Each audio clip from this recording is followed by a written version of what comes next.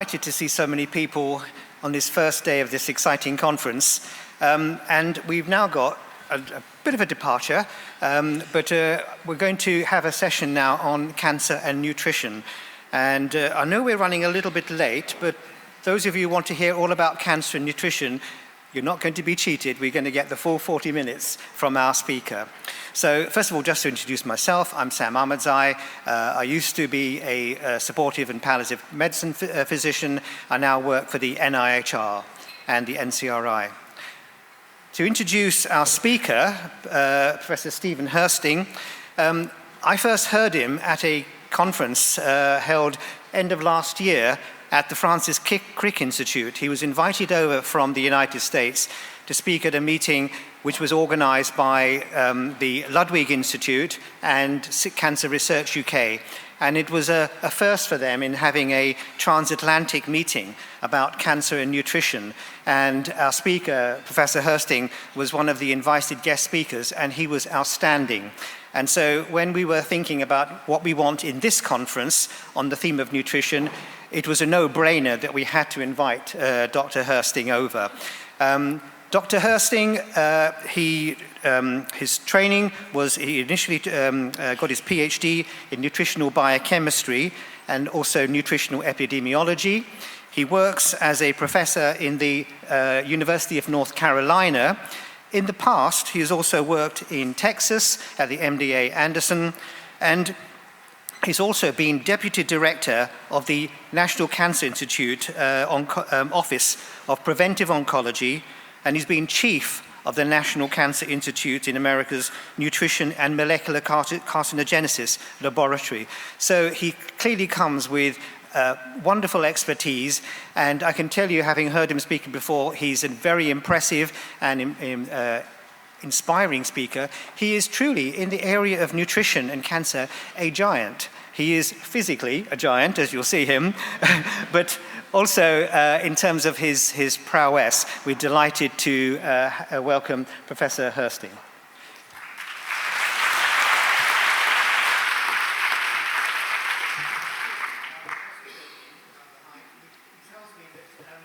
Also once a professional volleyball player. The knees are gone for that, I'm afraid.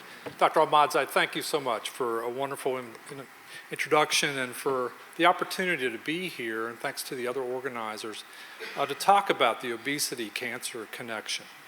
I have no financial relations to disclose, but I will disclose that I'm half Scottish. My mother was a Moffat, and we trace our lineage on her side back to the small town of Moffat, about 100 kilometers south of here. And so since my arrival yesterday, my genes have been very happy being home. So, but a real pleasure to be here. And we'll start with a discussion of the links between obesity, energy balance, and cancer, both in humans and animals. We'll particularly get into some lessons learned from preclinical studies about some of the systemic regulators that underlie this link. And the punchline will really be on growth factors and their signals. Particularly the mechanistic target of rapamycin has emerged as a major target here. Adipokines and their signals, and a number of inflammatory and immune signals have also emerged. And then we'll end with what is really a focus of my work now, which is trying to come up with ways to reverse this issue, particularly understanding the targets and the intervention strategies to reverse these obesity-cancer links. So one of the most fulfilling initiatives I've ever been involved in has been this American Institute for Cancer Research, World Cancer Research Fund expert report initiative. It began in '97, a report was released then.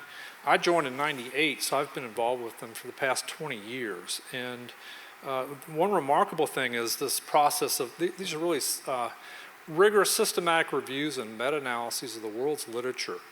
The data in '97 was largely case control data, so the weakest form of observational epidemiologic data, progressed, and really in the 2018 report, just released about a year ago, a remarkable change in terms of the data that we have on this, almost all prospective data and clinical trial. And one of the main outcomes of this report, probably the strongest signal, was how important obesity is as a risk factor for many cancers. So 12 obesity-associated cancer types were identified from this initiative. I was also honored to be part of a complementary initiative that the World Health Organization, the International Agency for Research on Cancer, initiated a couple of years ago, kind of contemporary with the 2018 AICR-WCRF report. This was on body fatness and cancer, viewed through the lens of the IARC carcinogenicity evaluation process. So really interesting kind of process to go through. There were 3 teams, a group of eminent epidemiologists looked at again, the risk of cancer in association with obesity.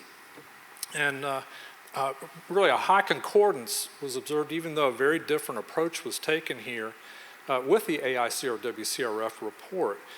In the IARC, 13 distinct cancer types were identified. And I should have mentioned that there's a report, initial report was released to the New England Journal of Medicine right after the meetings took place here. And now you can also go on the IARC website for the full report. But they added meningioma to the list of cancers. And you'll note the obesity-associated cancers really are throughout the body. There's some you might suspect, some of the more hormonal-related cancers we've known about this obesity cancer link for many years, but others have really emerged over the last several decades with this obesity epidemic that's facing so much of the world now. The other task that the epidemiologic team was charged with was to look at whether intentional weight loss reversed the risk of obesity in these individuals.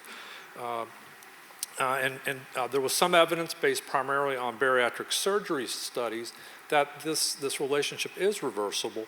However, there's a real gap in the field here. The number and quality of weight loss studies looking at the obesity-cancer relationship really was deemed insufficient for formal evaluation. So lots of data, strong signal, obesity, a risk factor for cancer. Is it reversible?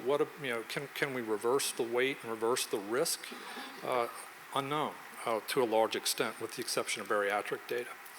Evidence from animal models. I was on this team, and we found obesity consistently promoted cancer in the same cancer types in the rodent studies as was observed with humans. So good concordance there.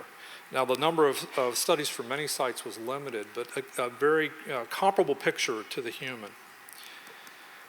Also, the other side of the coin, calorie restriction, has been well studied in rodent models for many years. Prevents obesity, and it prevents a number of cancers, and again, the same cancer types as observed in human. So this, again, in the eyes of the IARC carcinogenicity protocol weighing evidence, this was strong, sufficient evidence that calorie restriction, the prevention of obesity, really prevented cancer at a number of sites. And once again, though, tasked with looking at whether the reversibility, what was the evidence for the reversibility of the obesity cancer link, there was limited preclinical evidence that intentional weight loss can reverse the pro-cancer effects. And the limited data that was out there looks like it takes a fairly severe reversal to do that. And we'll get into some of the mechanisms of that. In fact, I was also part of a mechanisms team. We looked at both established and emerging mechanisms that underlie this link. And so just to walk you through chronic positive energy balance driving obesity, a number of metabolic perturbations associated with this. It includes systemically a high-level insulin-like growth factors, like particularly IGF-1. The leptin-adiponectin ratio is increased. A number of cytokines are elevated in an obese individual. Vascular factors such as plasminogen activator inhibitor 1 And of course, for these steroid-related hormones, estradiol also elevated in response to obesity. Now we know that insulin, IGF-1, signal through receptor tyrosine kinases, driving growth factor signaling in target tissue, particularly the PI3 kinase AKT and mTOR pathway, the mechanistic target of rapamycin. And I'll show you evidence that is clearly involved in the obesity cancer connection. We've shown that. Cytokines, as well as leptin, adiponectin, signal through cytokine chemokine receptors, driving inflammatory processes, and particularly, again, in the target tissue. Pathways such as the NF-kappa B and cyclooxygenase 2 pathway, driving prostaglandin and signals related to inflammatory lipids, such as prostaglandins, is also part of this story. We see a chronic inflammation really driven.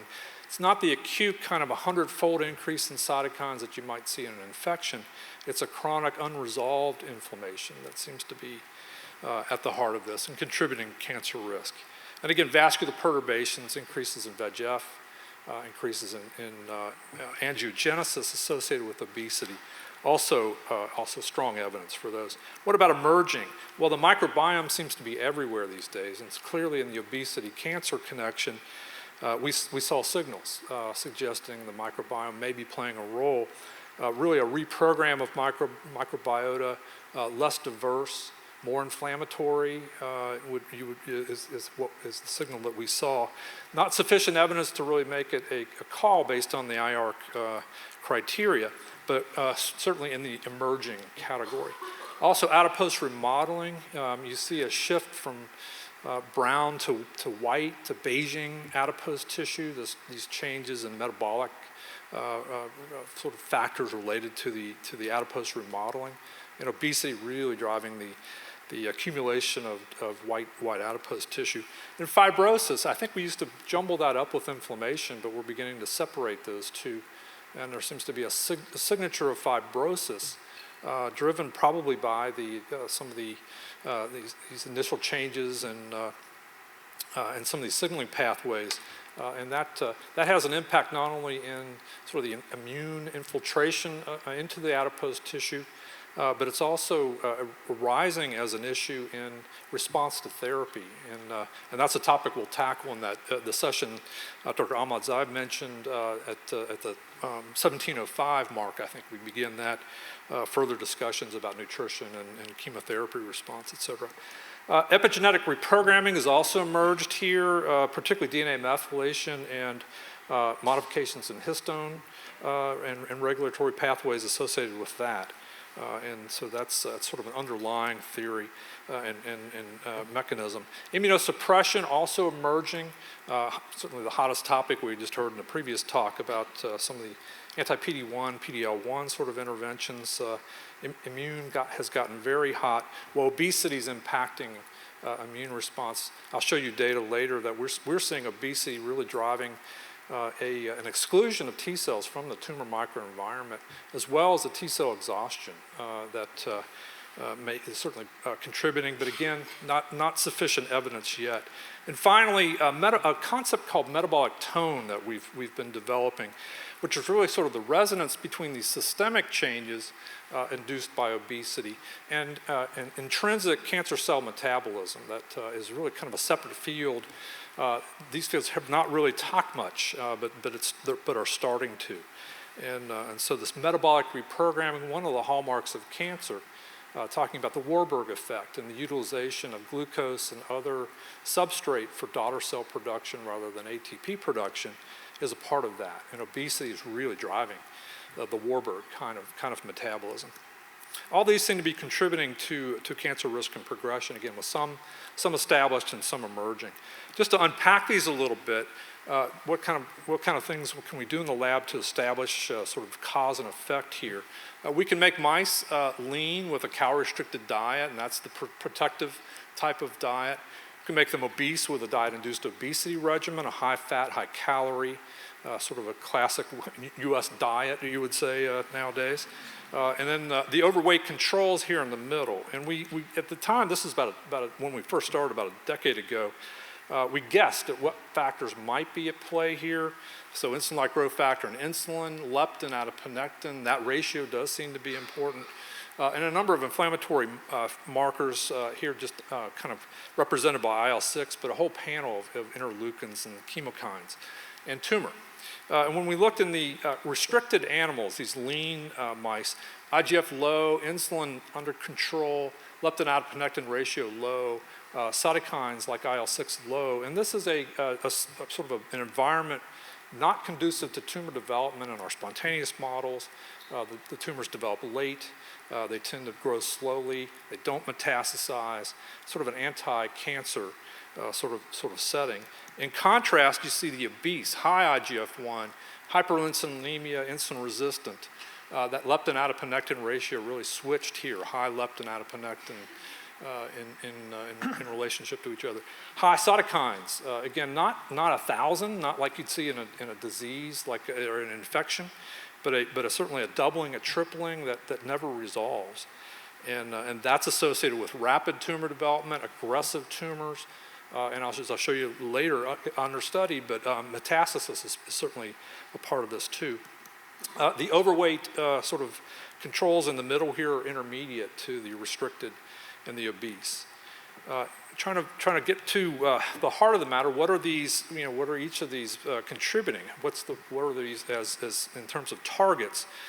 We looked first at the AKT-mTOR signaling pathway downstream of the insulin and insulin-like growth factor receptor signals. And we looked in both normal and tumor tissues, skin, liver, prostate, colon, pancreas. I can add endometrial now. We should have done that earlier. That's a very strongly obese responding tumor, and we've got a good model now of endometrial we're looking at. But across the board, both in normal and tumor tissue, we see this pathway downstream of insulin receptor, IGF-1 receptor, these kinases, phosphorylated, activated when these growth factors are in high level. So obesity is driving steady state signaling throughout this pathway.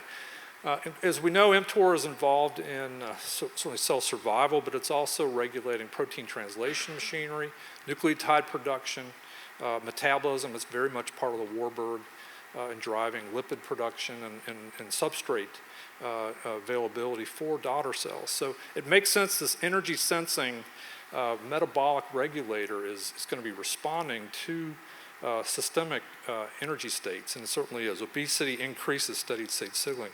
Calorie restriction, in contrast, decreases steady state signaling throughout the pathway and is consistent with its effects in terms of slowing proliferation, reducing survival signaling, and so on. Now, trying to get to sort of the causal connections between insulin-like growth factor, insulin, mTOR signaling itself, if we block these either genetically in our mouse models or pharmacologically using a variety of small molecule inhibitors, what we find is that blocking IGF-1 or IR or mTOR in obese mice mimics the calorie restriction effect. So now we're beginning to uncouple the adiposity from the metabolic targets and responses to the obesity. And so that, again, that consistent all the way through the pathway mimics a calorie-restricted mouse. Even a morbidly obese mouse will do that. What about the other side? What if we activate IGF-1 receptor or insulin receptor or mTOR, again, genetically or pharmacologically? And that mimics the obese even in very lean mice. And so, again, an uncoupling of the adipose, which I think is the trigger, but maybe not necessarily the solution to this issue. Here's the adipose story. Again, as a trigger, I think it's very important because as adipocytes accumulate triglyceride in the obese state, their secretome becomes pro-inflammatory. So they start secreting different factors than they would in a non-inflamed, sort of non-obese setting. Things like leptin greatly increased. Free fatty acids are released. A number of cytokines like TNF-alpha, IL-6, and others are part of this milieu that's secreted from these now pathologic, you would say, inflamed, hypertrophic adipocytes as they're getting too much triglyceride in. One consequence of this is these engorged necrotic adipocytes then, because of the factors they're producing, attract immune cells, macrophages and other types of immune cells. They also become hypoxic, and that increases collagen deposition, and I think that's what's driving the fibrotic situation here. And this then further augments the pro-inflammatory environment as these immune cells enter, as the milieu increasingly becomes pro-inflammatory. This is really a trigger. So what we see is we're learning a lot about how obesity and cancer are linked. Really, these interacting systemic, metabolic, and adipose-derived factors are certainly at play. And again, the IARC evidence was clear on this. Adipose-derived factors driving through JAK-STAT, NF-kappa B, COX-2 signaling. This is really an inflammatory sort of scenario. And as we know, if you're familiar with the hallmarks of cancer, the 7 characteristics of all cancer cells, this is one. We also see metabolic reprogramming in response to these interactions between IGF, insulin, EGF as well. There's crosstalk between those pathways, and so that drives metabolic reprogramming, the Warburg type of metabolism that we know is part of this. Also, this is driving proliferation, survival. It decreases apoptosis. It increases angiogenesis. There's evidence of immunosuppression emerging. And as I said, we're seeing evidence for increased metastasis. So we've clicked off now the 7 hallmarks of cancer, and obesity is impacting each of them in a pro-cancer way. So there's more to learn in terms of mechanism, and certainly many groups, including mine, are hard at work doing that. But I think we're at a bit of a transition point that the cancer research community really needs to pivot from what has been the focus in this area for so long now, of the question of whether obesity is an important risk factor for many cancers. It is. We've got that answer very clearly. To the question of what are we going to do about it? How can we reduce the impact of chronic obesity on cancer? And you hear reports of this sort of tsunami of obesity-related cancers from ASCO and other societies that are really starting to pay attention to this if we don't develop some ways to offset it. So I was fortunate enough to get an R35 from our National Cancer Institute, which is essentially 4 R01s around a problem, really looking at multiple angles around a problem, and they deemed this obesity cancer worthy of doing that. So we're trying to look at really some key unanswered questions that will hopefully open up the door to mechanism-based interventions to break these obesity cancer links. And the first question we'll get to is sort of this fundamental one. Well, does intentional weight loss following chronic obesity reverse the pro-cancer effects of obesity? Again, you look in the literature, it's amazing how little and how infrequently this question's been asked. We had evidence from a few years ago that there is a persistent effect of obesity even after weight loss that may be a little bit hard to overcome. We could partially overcome it in this first paper here. We used RADA01 or Afinitor, the direct mTORC1 inhibitor, did have some effect in offsetting the effects of obesity. The weight loss did not. And so further evidence mTOR is part of the problem, or I'm sorry, part of the solution if we can tackle it. But it's not the whole picture, and we've got a lot more to learn. More recently, we looked at it in a more broad effect here using multiple models. I'll show, for examples, our work in triple-negative breast cancer models. We've also done it in colon cancer and pancreatic cancer, and as I said, we're now working our way through endometrial as well. But this persistent mammary tumor growth, even after weight loss, was observed. This formerly obese, we call it. We're obese, we make mice chronically obese for 20 weeks or so, and then bring them back and ask the question, have we reversed the pro-cancer effects of the obesity? Here's an example of that latter one, just to walk you through. Here's a group of, it's a body weight by weeks of study. It kind of shows the design of the experiment. We had a group of control mice on their controlled diet throughout. We had a large cohort of obese mice that were on this diet-induced obesity regimen, high calorie. At the 17-week mark, we randomized half back to the controlled diet, a low-calorie, low-fat diet.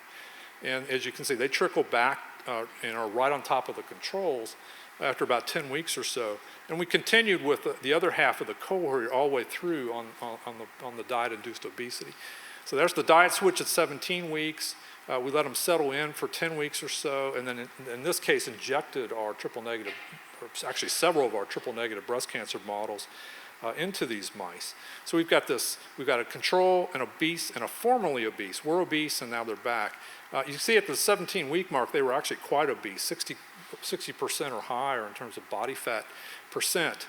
But we returned them back to the normal sort of lower adiposity and weight level with that switch back.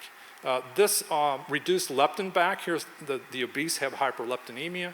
That's reversed in the formerly obese mice. They have hyperinsulinemia. That's reversed in the formerly obese mice. Two things that didn't reverse. IGF-1 was intermediate after the switch. And the cytokines, here again, IL-6 being the representative, remained elevated even after the restoration of normal weight. What would this do to cancer then? And so again, we challenged with several of our triple-negative breast cancer models. We've developed this a Wnt1-driven mammary tumor model that profiles nicely with human basal-like breast cancer. Here's the control, again, very little tumor growth in that group. The obese, lots of tumor progression here, rapid tumor growth. But the formerly obese, even though they were challenged when they were already back to the normal weight, they remembered being obese in terms of some of these pro-cancer pathways. And their tumor development, this is tumor volume, was comparable to the obese, even though they were already back to, I wouldn't say back to lean, but certainly back to a normal weight, getting towards overweight. What might be underlying this sort of persistence of effect? Well, we looked at epigenetic regulation as a possible target here. We did reduced representation by sulfite sequencing on the mammary glands from these mice, and what we found is that the obese and the formerly obese were similar, even though their weights at the time of challenge were different. So the obese versus the control, there were 39 genes significantly hypermethylated. Most were inflammatory regulators. There was a high concordance with DNA methylation in a human study that I'm involved with at UNC called the Carolina Breast Cancer Study. So the same genes that were hypermethylated in response to obesity in our mice, good concordance with genes that were hypermethylated in obese versus non-obese women in the CBCS. And here was the kind of the kicker. Only 2 genes were significantly reversed in the formerly obese group. So there was a maintenance of that hypermethylation, and we think underlying that retention of signal that we're seeing in a number of inflammatory genes. So we kind of thought, well, gosh, if a low-fat, sort of moderate weight loss approach isn't going to do it, it's unfortunate it isn't, because that does the job for diabetes, right? A little bit of weight loss it goes a long way for diabetes. Cancer is a different story. All these accumulated genetic alterations over time, it kind of makes, if you think about it, it makes sense that just bringing them back to the same state may not, that those tissues aren't no longer at the same state. A number of changes have occurred. But we did have a signal from the epidemiologic data that a consistent way to reverse the obesity cancer connection is weight loss surgery, bariatric surgery. So we learned how to do bariatric surgery in mice over a couple of years, and I'll tell you that story. But there's a pretty clear picture. There are about 8 meta-analyses now looking at morbidly obese people who've gone through bariatric surgery, lost weight. What is their subsequent cancer risk? And it's about halved in that order. Particularly like this one, because they broke it down, not only just all cancers, but they broke it down by obesity-associated cancers. And you see pancreatic, endometrial, postmenopausal breast all nicely reduced in risk following bariatric surgery. And these are patients that are morbidly obese prior to their surgery. So we learned how to do the bariatric surgery, and we also wanted to look at would a more severe diet approach, a more severe restriction of calories, work. And so we actually did that one first. Here's kind of the repeat of what we've been talking about, the control, the obese, the formerly obese, and the same sort of story here in terms of tumor weight. Only a partial reduction in this. We've looked at multiple models. This is our metastatic version of our model. A little more responsive, but not really. Still retention of memory even after restoration of weight. However, if you restrict more severely, and this is a high carbohydrate, low fat calorie restriction, this is a minimal carbohydrate calorie restriction, so a low carb, high fat, sort of almost an Atkins ketogenic almost type of diet. And this is an intermittent calorie restriction, the 5-2. And that's something I'm really enthusiastic about, because I think that's a lot easier to apply to humans than a chronic, reduced severely, every day, all day, for the rest of your life kind of story. This is 5 days of a fairly healthy Mediterranean style diet, 2 days of a very low carbohydrate, low calorie diet, and it is it's just as effective in terms of anti-tumor effects as the more severe restrictive diets. So that's encouraging. And we have completed our initial sleeve gastrectomy study. We can do Roux-en-Y, but that's tricky. The post-op on that is, as you can imagine, mice are not very big, is tricky. So we started with sleeve gastrectomy, which is the most common form of bariatric surgery in humans. It's basically a removal of about 60% of the stomach. So you're changing the stomach from really a pouch to a sleeve. Hence the name, limits the amount of volume that people or animals can consume, and it was actually comparable to the ICR.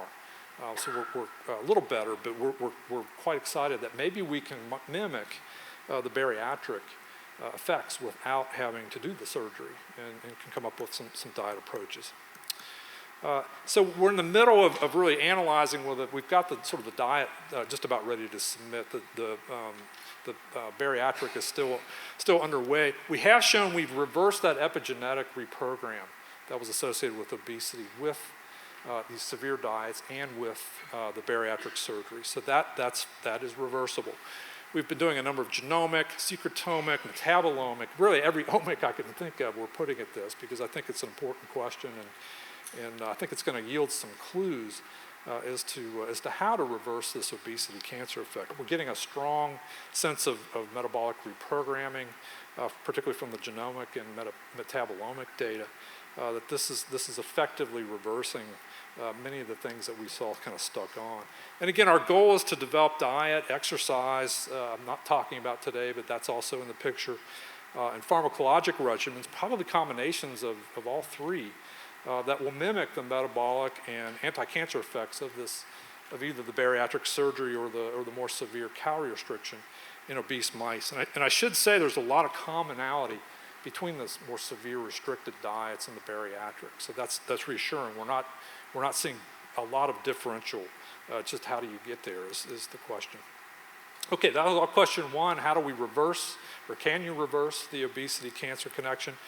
Let's move to the metastatic question. What are the mechanistic targets and intervention strategies for offsetting the enhancing effects of obesity on cancer mets?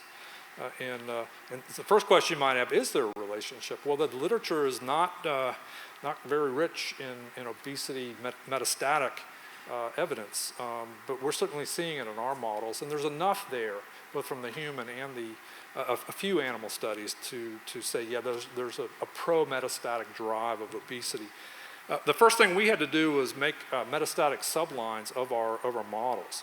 And so here's that Wnt-driven line. We've got the parental mesenchymal Wnt line that is more tumor-initiating cell enriched. It really is a mesenchymal, basal-like to even some Claudin low characteristics. But does not metastasize. We've got metastatic sublines now. And the first thing we did was a microarray to compare the metastatic versus non-metastatic.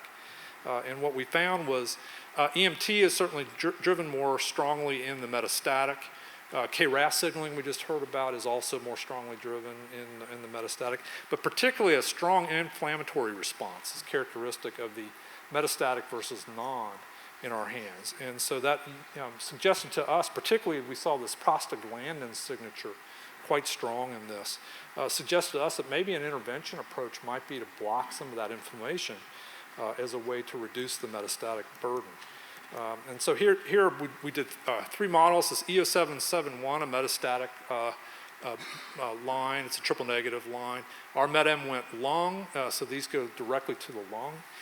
And MET-M went liver, isolated from a liver met, and goes typically to the liver. What we see here, again, this is lung metastasis, the percent of mice with METs. You see obesity really drives that up. But Sulindac, the non-steroidal anti-inflammatory drug, aspirin-like NSAID, is pretty effective at reducing the metastatic lesions and the percent of mice with METs. A little bit in the controls where you don't see a lot of metastatic potential, a lot of an effect here with the obese. That was true in the metastatic version of our lung model here. Again, this is this Wnt line that primarily metastasized to the lung. Obesity drives it. Sulindac really shuts it down. And I thought this was particularly interesting. So typically, there's a concept in the metastatic world of tissue tropism. So a line derived from a lung met typically goes to the lung and not anywhere else. A line derived from the liver typically goes to the liver and not anywhere else. That's true. These lines have held that tropism rule, with the exception of obesity. When we put these lines into obese mice, we see them honed to the target tissue. But we also see, in this case, this is the liver line, we see a high degree of metastasis in the lungs of those mice. There's something about obesity that's changing the microenvironment of the target tissue, the metastatic target tissue, that I think is really interesting and is the topic of a current grant proposal we're working on. I won't tell you, there's a lot of new tools that are really opening doors to progress here. I won't bore you with a discussion of those, with one exception, and that is single-cell RNA sequencing, which I think is really transforming the way we look at some of these questions. So we looked at our effects of obesity and Sulindac using single-cell sequencing from these tumors. And so you end up with these T-SNE plots, they're called. They're basically representations of the gene expression data at the single-cell level by clusters. And the classic is sort of this 9-cluster that tells you where some of these different subsets of cells are and what their gene expression looks like. And so when you compare the control to the obese, you see a big increase in tumor and metastatic signature. It's not surprising. It's consistent with what we're seeing, this pro-tumor, pro-metastatic effect. So that population of cells, based on their gene expression, is increased. This is interesting. The T cell populations here, this sort of bluish cluster, about a 50% reduction in T cells, particularly CD8 positive T cells, the cytotoxic T cell population, is reduced. And those that are there are showing evidence of T cell exhaustion. So PD-1, PD-L1, CTLA-4 upregulated in the T cells that are in the obese, in tumors from obese mice. What about Sulindac? Well, you see here in the obese, you're seeing some diminution of that tumor metastatic signature, a sort of restoration of the T cell signature.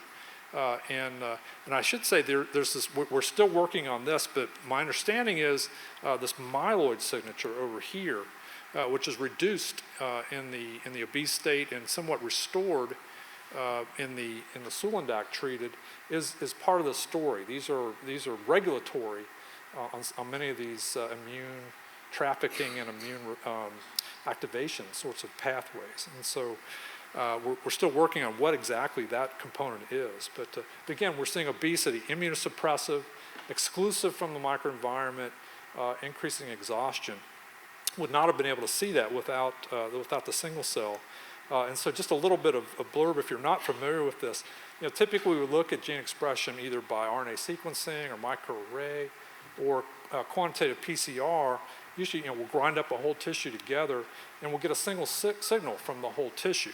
So in this case, COX-2 expression, and this is sort of like a heat map showing low expression to high.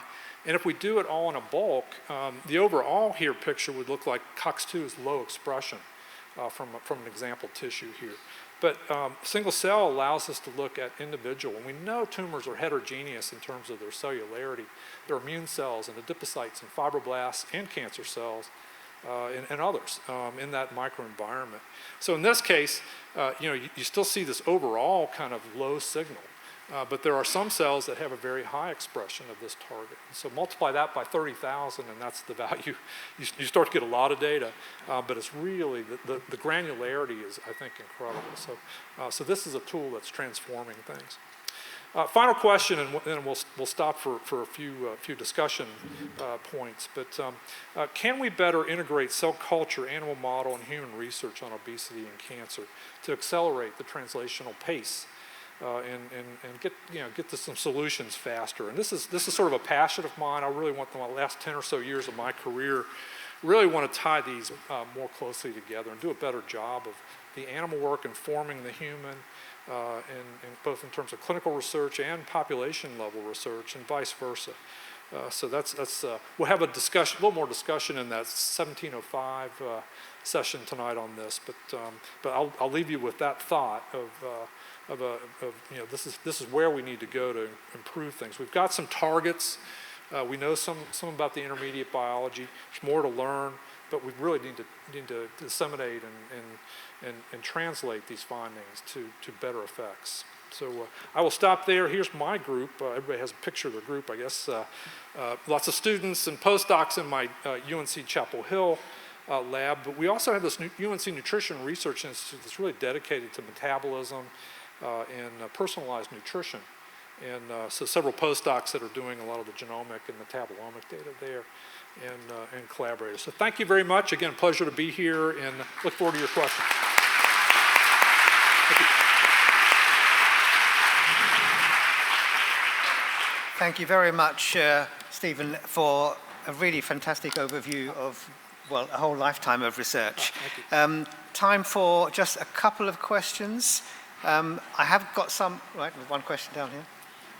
Quick question. So that yes. Very provocative data with the metastasis models. Did they get more? Did it affect the liver mets, or was it just in the lungs? Yeah. So we're breaking the tropism rule with both lines, and so yes, they're getting more. The liver gets liver mets and lung mets. The lung gets lung mets and liver mets, and so they're still homing to the parent target, but they're also crossing the line. Yeah. Thanks.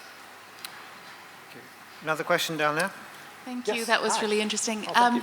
I had a question about the formerly obese studies with yes. the mice, and if you look over time, if, Great. for example, the microarray data might change, yes. or the response to the tumor initiation might change. Yes, we're starting those studies. You're right. This is at a single point. 10 weeks after sort of the restoration of weight. What happens 20 weeks or 30 weeks? Do they ultimately reprogram? And that's a question we're asking now. What I'm hoping, and I don't think it's probably going to be, this is too good to be true, but I'm hoping that actually a burst of something like the more severe restricted diets will be enough to do it, so that that you don't have to maintain those all the way through. So we're asking that same question regarding timing.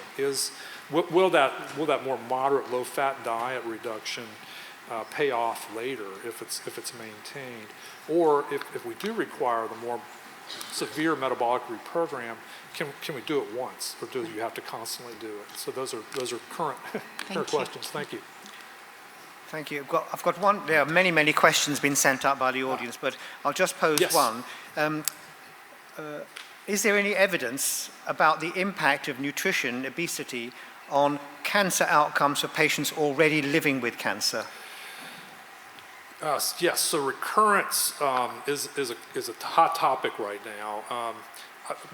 We haven't done a lot of work on that, but we're beginning to do quite a bit. And this will be a topic in our next session on the impact of nutrition, obesity, as well as some of these metabolic reprogramming types of diets, things like ketogenic diet or time-restricted diet, or even the 5-2.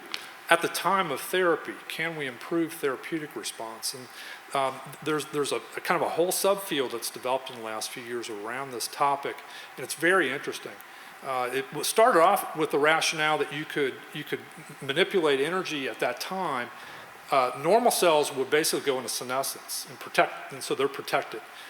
Tumor cells would continue to grow somewhat, and so they're still going to be responsive to, say, cytotoxic therapy. Well, what's been remarkable is it's actually showing to sensitize to the chemotherapy as well as protect the normal cells, and so we're getting kind of a hit on that. And it's not refined, but there are groups. Walter Longo at the University of California, San Diego has been one of the leaders in this. He's got a fasting mimicking diet approach that's showing efficacy. So I think that's really promising because this is going to have a huge impact at the time of therapy. Recurrence, certainly obesity does seem to be a recurrence factor. But again, the data on sort of how to intervene is not there yet, in my view. Yep. Thank you very much. We're going to have to call a halt here. Great. Could I have the last slide up, please? So thank you very much for taking part in this meeting. I just want to flag up that there is another session.